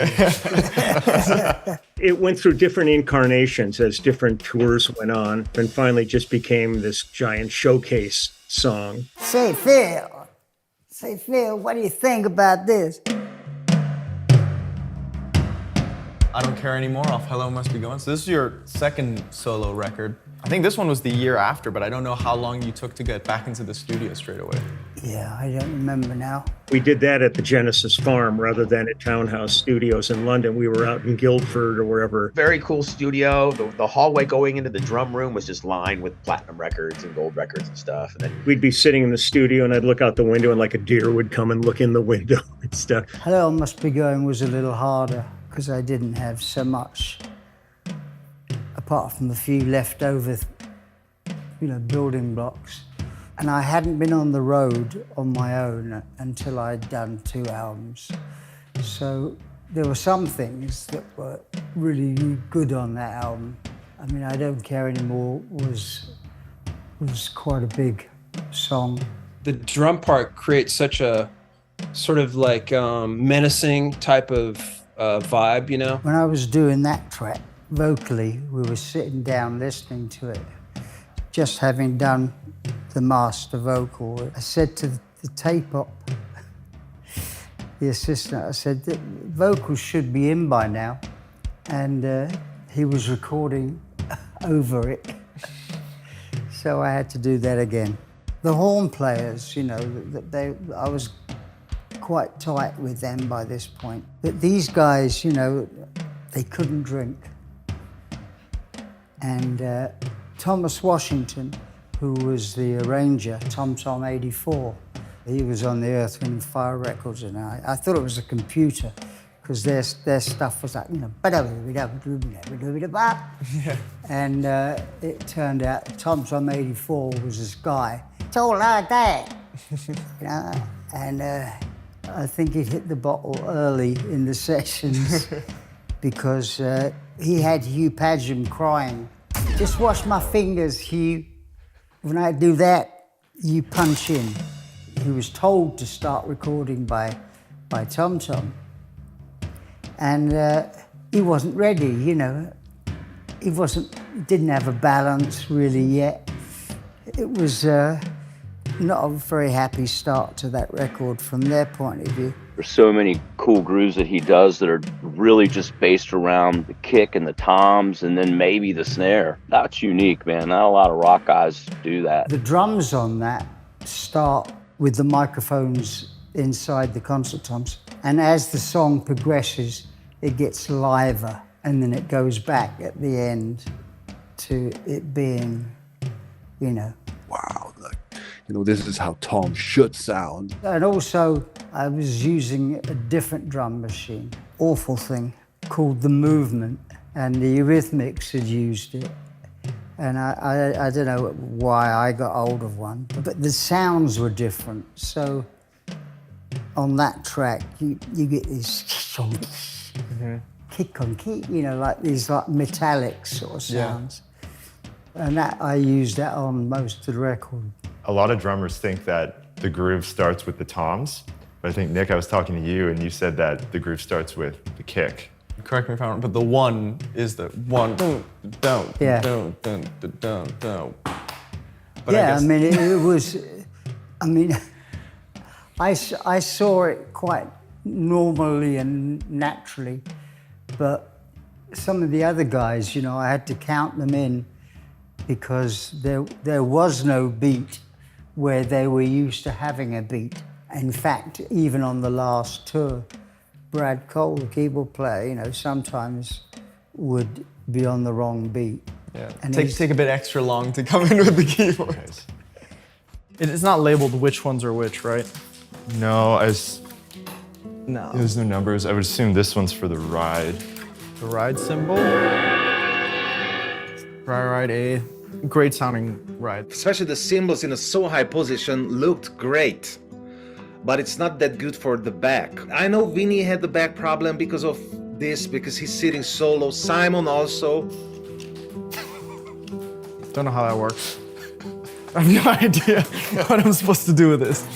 At that time, years ago, the gear wasn't that great. The sound systems weren't that great. You didn't hear things that well. You were always generally uncomfortable performing at that level. It almost looks like it's like a soda cap thing. You know, we had cymbal stands. You crashed a cymbal and it fell over. Look at these, man. These are ancient. I mean, you start playing, you're playing, and in the first tune, your drums are falling apart. I'm gonna put it like this. I don't know if it's nice. So now you're not comfortable and you're reaching, you're adapting. We had too many challenges years ago that affected our physical adaptation that were working against him. Was this just always the setup, or do you kind of wish that maybe you had set it up differently to prevent, you know, what maybe happened to your back from having to be like this the whole time, or were you not thinking about it at the time? Yeah, it always felt natural to me. I mean, not particularly like it is now, but when I was playing, you know, I could get things in the right place. There's this movement, and if you look at the way Phil had his drums set up, it was all up here, and these toms are all around here, and it looks like it's hard to play because it is. You have a china or a crash back here that you're trying to get. The next day you're like, oh my God, I feel like probably a pitcher that just, you know, threw out his rotator cuff. I think he spent mostly his hours thinking about how great of a song to write and how big of a hook he could create with the drum part. And I applaud him for that, and I think that's amazing. Dude, half of these are like strips. This is from 1999 on the big band record. Yeah, the promo for that. This is cool. I love like the signature jazz thing, you know, with the initials on the front of the kick. And I think not a lot of people know that he did the big band, but I think that was, he grew up super influenced by jazz. And I know that was something he had to do. And I think Buddy Rich's band was his backing band, like the horns and some of them, you know what I mean? As well as some of the guys in his band. Like I think Daryl was involved, Brad Cole, Luis Conte. Some people go out and they have money and they buy a yacht. He bought a big band. It was a lot of fun. We did a couple tours with that. I saw him playing big band. I seen him playing drums. Quincy Jones, I think, was directing. I just saw this guy, he's killing. What made you want to start your own big band after all this time? And I guess in a way now you're celebrity-wise or just popularity-wise, you're kind of peak of your powers, and to go and do something completely different where you're not singing and you're not doing all the hits, you're doing a jazz thing. It always appealed to me, the sound of, you know, it was something that I kind of felt I had to do at some point. So to go out on tour and exclusively just play jazz music and just completely change gears and do that, I think was, you know, really ballsy, and I think it was great. His superpower as a drummer is his versatility. He can do it all. I mean, the original premise was that we'd get big band arrangers to take a pick of whatever songs I had or Genesis had and arrange them, you know, for big band. We did pick up the pieces which was 25 minutes long, and we did 2 shows in a night. So by the time we got round to the second show, everyone was completely exhausted. And when we first rehearsed in Montreux, someone came up to me and said, "Oh, we're going to have a 10-minute break." I said, "What for?"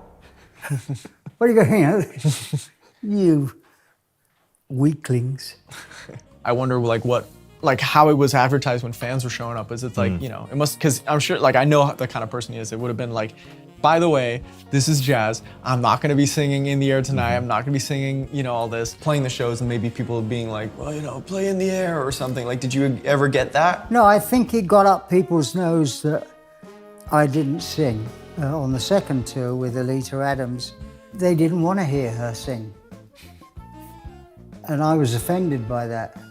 And I said to them, I won't be singing tonight.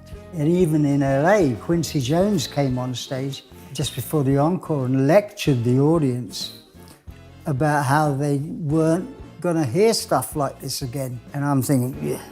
In Detroit, I came off stage and said, fuck them. Because usually I came back on and sang a couple of songs. Not that they would have been satisfied with that, because they weren't the songs they wanted to hear.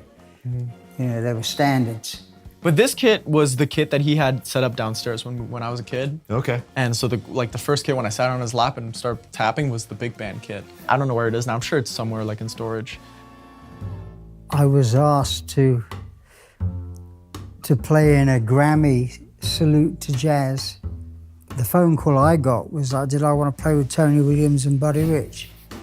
And I said, yeah, sure. And I went into the rehearsal room, and there was Buddy on his kit, Tony Williams, Herbie Hancock, Ron Carter, B.B. King, Dizzy Gillespie, Stan Getz. There was all of these names. So I sat down at my kit, and Buddy Rich said, 50 years in this fucking business, and all they give me is 8 bars of brushes. And Tony Williams said, I'm playing mallets. What are you playing? So I said, I'm playing sticks. And suddenly I had the best gig. And the guy handed out music, and I went cold, The funny story about this is he doesn't know how to read music. I don't really know how to read music either. So what do I do with this? My dad would listen to it and then make his own version, and his notes were almost looked like a comic book. It was like pow, bang, bang on 4 or whatever it was. People used to come around and look at my parts and laugh, It didn't make any sense to anybody else. Fortunately, it made sense to me. And the arranger counted off the tune, and it, da, da, da, da, da, da, da. And I said, oh, why don't they write that out, Oh, I shudder when I think about it. Well, after about 2 or 3 run-throughs, I went up to the arranger and I said, I don't think this is for me. It wasn't always smooth, and I kind of am grown up enough to know when to extract myself from the situation. Because there's no point in just being there to make up the numbers when really you shouldn't be there at all. And before I left, Buddy came up and said, so you produce records? How about producing one for me? He said, call me, of course, I'd love to. So it all came around in the end. The Tarzan soundtrack. Yeah.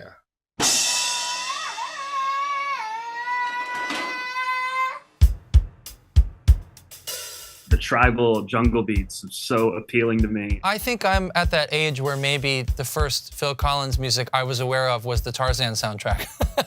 This is brilliant what he did, how he captured the feeling of the storyline into pop music, into a Disney movie. People tend to sort of, it's only a cartoon. I mean, I worked for 5 years on that, and then another couple of years on the stage musical. I mean, I knew that stuff backwards and forwards. I mean, it's not kid stuff. You'll be in my... That's Phil, no? No matter what. Yeah, that one, right? Like that's You'll Be in My Heart. Dude, I've listened to that song 750 times. This was a Tarzan premiere. Horrible haircut. Like I said, like as a childhood, I just knew him as like a solo guy and like the singer. And so Tarzan was kind of part of that too. And that kind of being a soundtrack to me as like a really kind of young kid. Did you start with the drums and then move to the melody, or was it the other way? Yeah, I mean, it starts off with some rhythmic pulse. I mean, Tarzan, obviously, you know, I mean, I got thought of for Tarzan, presumably because of, you know, the drums, you know, to be involved in that, you know, working with an orchestra, and especially when the musical came out, you know, I had to write some new songs, and that was some of the best stuff I did. And it was me stretching my envelope as a songwriter. Was that a tough decision to make, to end that last tour and officially retire, or do you still miss being on the road? It's still kind of sinking in a bit. You know, I'm 71. I've spent all my life playing drums. To suddenly not be able to do that is a shock. We don't really ever know when we're gonna get the last piece of creative work from an artist. If you were walking down the street and met Phil and you had no idea who he is, and you got into a conversation and you said to him, "So what do?" He would say, "I'm a drummer." Before anything else, man, he is a happy camper sitting back there. And that's also one of the real heartbreaks, was that fact that he lost that. It breaks my heart, you know, because I was first a fan of his drumming, and he, you know, I was slayed by the stuff that he did behind the instrument. You know, I mean, the drumming has taken its toll on my hands, legs. It's terribly sad that somebody so talented and so good at that has had that sort of taken away from them. What we get to see is the fruits of their labor, but we don't know exactly how tough certain moments are for them. If I can't do what I did as well as I did it, I'd rather relax and not do anything. If I wake up one day and I can hold a pair of drumsticks, and then I will have a crack at it. But it just, you know, I just feel like I've used up my air miles, you know. Like the suspension on a car, you know. You do put 100,000 miles on it, and the suspension is going to suffer. 50,000 miles, no. Oh. I've been touring for only 13 years, and all my joints and everything are feeling it already, because you do 6 shows a week. And the guys through the 70s and 80s and 90s, they went 100, you know? That style of touring to where it is now, obviously you're seeing all of that catch up to not only Phil, but a lot of other, you know, incredible, iconic musicians. People in bands in general had like this thought that like they're invincible. And I think that's why you saw that reckless behavior of like, you know, when it was like The Who or Zeppelin back in the day. I'll deal with it later. We were invincible when we were teenagers and young. So I think that's really what it is with my dad. It's just this kind of sense of like, you know, you're a drummer, you're invincible, you just do what you do, but you don't know it's going to take a toll in the long run. His physicality was compromised enough where he had to really walk away from it. I didn't know how serious it was, though. I had no idea that he was having the kind of problems. And I didn't even know that until about 2016, when we did a Little Dreams Foundation thing that Nick was involved. Nick was like, what, 16? And Phil said, Nick is going to be playing drums. And I go, what? So we're almost at the end of the video now, and I hope you guys have been enjoying it so far. Just wanted to remind you guys again that we put together a free ebook for you guys with some behind the scenes photos, some sheet music, and some more information about the songs that my dad has been talking about. You can check it out at the link in the description, and it's totally free, and it'll help you get more out of the video.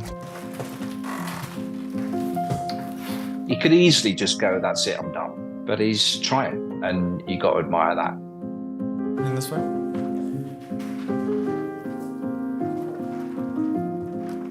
Can you talk a bit about your dad's injuries? He's kind of had a few injuries like throughout the years. I mean, I think it all stems down to like, you know, playing drums and the issues that he's had with his back. I mean, he had back problems throughout the years, and I mean, that goes hand in hand with just getting older. But I think, you know, he had a big surgery on his neck that stemmed from all those years playing drums and just bad posture and stuff, which caused him to have drop foot, which basically means that in one of his feet, he has like no sensation, which is why he can't really play drums and why he has to like walk with a cane, because he doesn't just have that control that he used to anymore, which sucks. And I know he wishes he could like sit behind a kit and just play the way he could.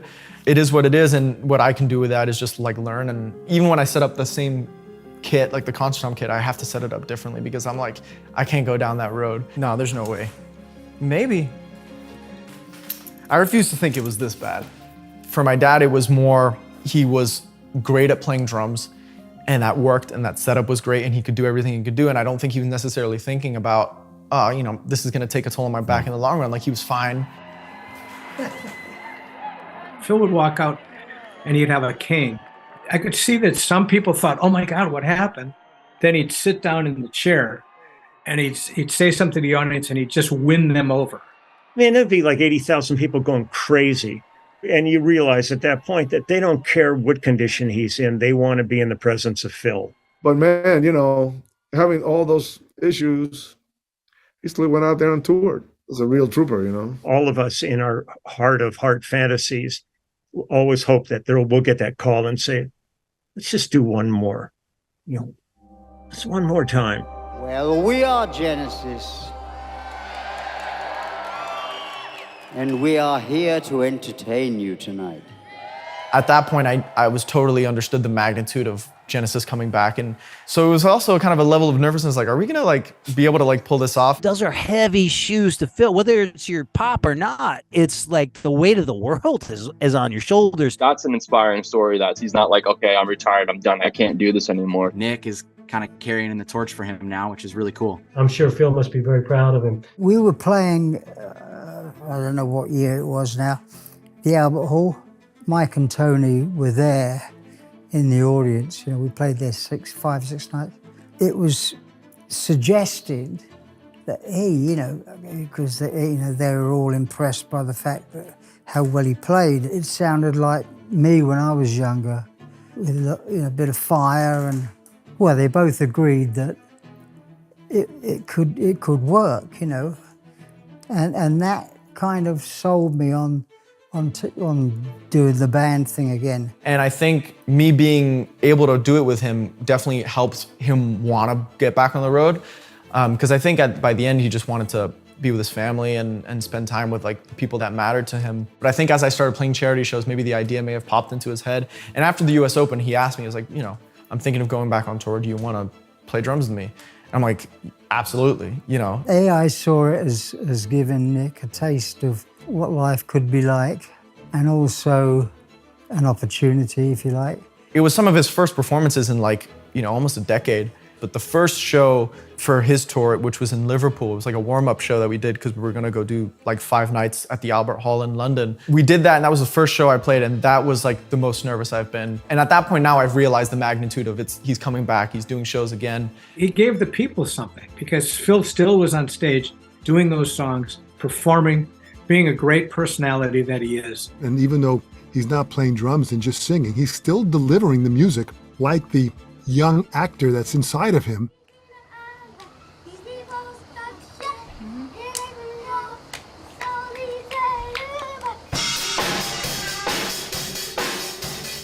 Nick was like, what, 16? And I've known Nick ever since he was born, you know?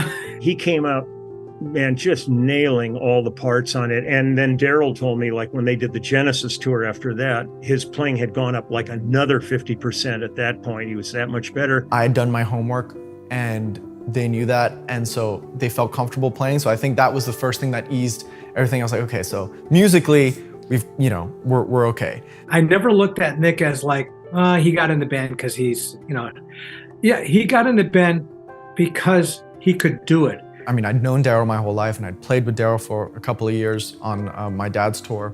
So him being there was like a real kind of like, you know, it was just very reassuring. The first rehearsal, it was like, what?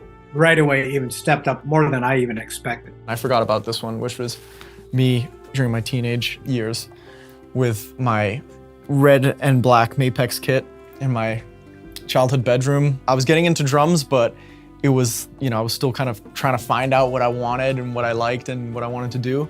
But when I, you know, started playing in bands together, that's when I was like, realized that like, that's what I wanted to do in life. Obviously, you can tell that he's had some influence and training from his dad at such an early age because, I mean, who can play all that stuff at 16? Are you going to go around the world with it? You got a passport? Daddy's interviewing you. Have you got a passport?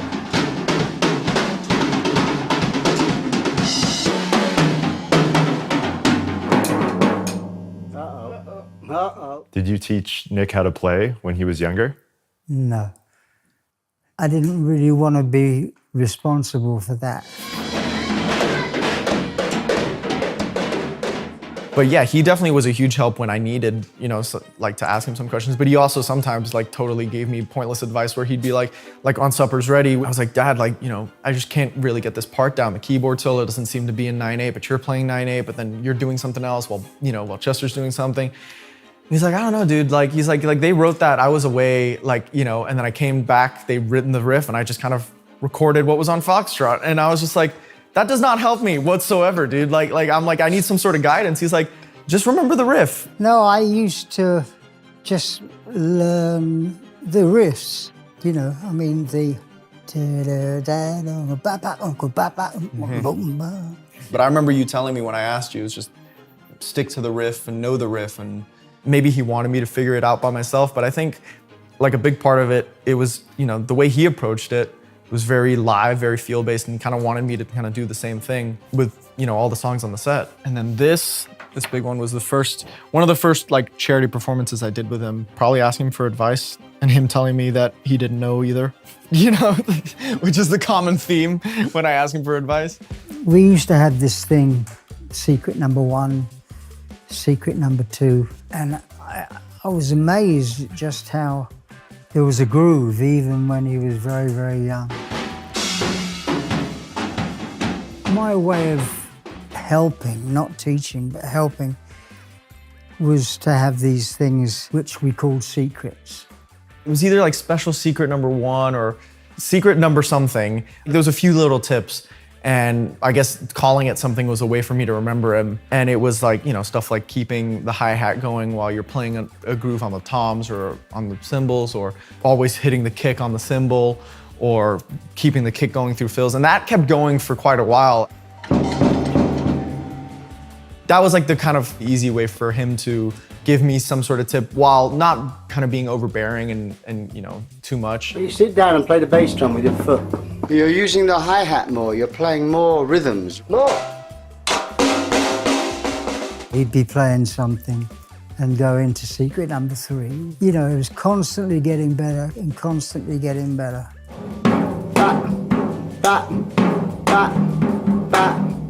The biggest instruction was put your earplugs in. After all like the ear damage he's had from over the years of, you know, having wedges and... You know, I'm a bit deaf in this ear. On the last Domino tour, you had the chance to play with Nick on drums. What was that like for you, being in the front and being able to turn around and see Nick on the kit? Yeah, well, made me immensely proud. There's so many times when I've seen him play from when he sat on my lap, you know, through till yesterday when you were sitting on my lap. Now you may have noticed up on stage here, thrashing the drums, ladies and gentlemen, my little boy, Mr. Nicholas Collins. I mean, one of the funniest things Phil would say when he was introducing the band on stage is he said one of the best things about having Nick up here is it brings down the average age of the band considerably.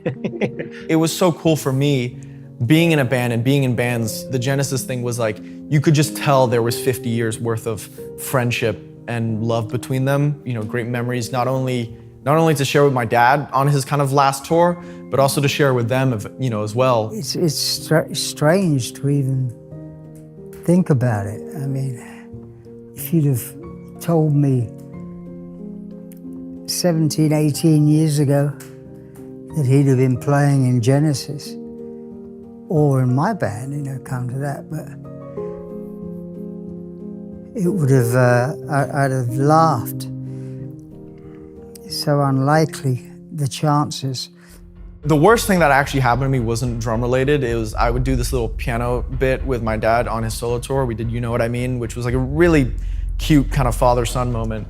But I was so terrified of playing that piano part because like, I'm a drummer, I feel comfortable behind the drums. With piano, I don't have that. And I think something must have happened where when they were setting up, maybe something was, somebody pressed a button. So all of a sudden I start and it sounds really messed up. Do you remember that? Yeah, I do. It's fucking broken. I can't play, Dad. Can't play, it's broken. The lower half of the piano was the way it was supposed to be.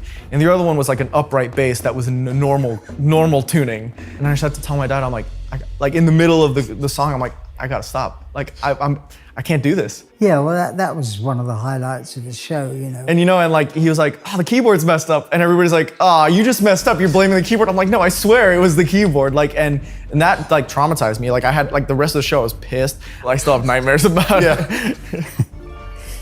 You've never forgotten it, have you? No. Hey, and here Nicholas is in New York, where he's visiting Daddy with Matthew and Lindsay for the first time, and he's taken the city by storm. The crowds are loving his piano playing. Yes, he does a very good bow. The worst thing about having another drummer, if it's not you, is you don't want to be turning around all the time or twitching because they're not doing what you do. And I found that Nick had enough of me doing what I would do and bringing something new to it as well. For different songs, there's definitely the fills. There's a certain vibe and approach you have to take to it. And just knowing my dad as a person and as a drummer is he was so expressive behind the kit. He never played really the same thing twice. It was always a feel thing, and that's probably the biggest thing that I've taken from him now as I've gotten older. That transition from let's figure out how to play as much as we can around the kit to let's just be musical is something that he's passed on to his son Nick. It's all about feel, and the best drummers never kind of were comfortable doing it. They were always trying to do something new. When I went to see Genesis and Nick was back there, he did such a great job. He was playing it all so well, and I was like, this is so awesome. You just feel like it's the guy's son and he's doing it. Sometimes things feel very different when you're playing it as opposed to when you're singing with it or when you're listening to it. So, no, I mean, I'm so pleased that we did it, but there were never any rough moments, were there? There was never any, doubts. It just went ridiculously smoothly. It was something that I wouldn't have altered for the world. We all have to grow old if we're lucky. You gotta deal with these physical issues. It's all right. You want to have a seat? Yeah. And Phil, for you, what's it like to hear all of this music? We covered so many albums, to revisit all of this music. Yeah, I mean, I'm not Genesis's biggest fan. There's stuff that I like, stuff I'm proud of, stuff that I'm less so. And sometimes, it can be like people throwing bricks at you. I mean, I've enjoyed it, don't get me wrong. I mean, I've enjoyed it, and it's been an interesting trip down a memory lane. Some bits may be better than I thought. Some bits aren't as good as I thought. When you've been doing something for, I've been playing drums since I was 5, There's gonna be dogs, There's gonna be things that you're gonna enjoy hearing back, and others not so. That's it. That's everything. Look, you gotta have a party. That's just so striking to me, how many different iterations of the In the Air Tonight Phil exist on this planet. It's kind of funny that his name is Phil Collins because he got the ill feels, you know what I'm saying? Feels with Phil. You know. It's just so funny to hear people like interpret it in different ways. But I guess for me it would be like tra-da, tru-du, tru-du, tru-du, dan, dan, ish. I will do it in my most German voice then, all right? But